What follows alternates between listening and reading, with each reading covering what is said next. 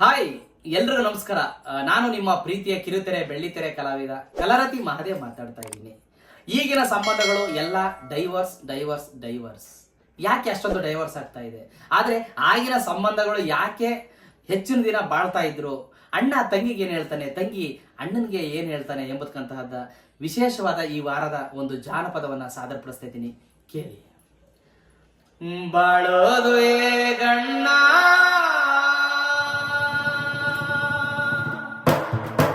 ವಿಚಿತ್ರ ನಾಡಲ್ಲಿ,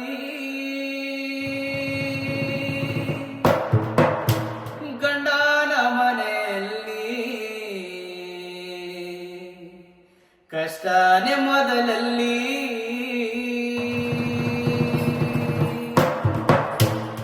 ಬಾಳೋದು ಗಣ್ಣ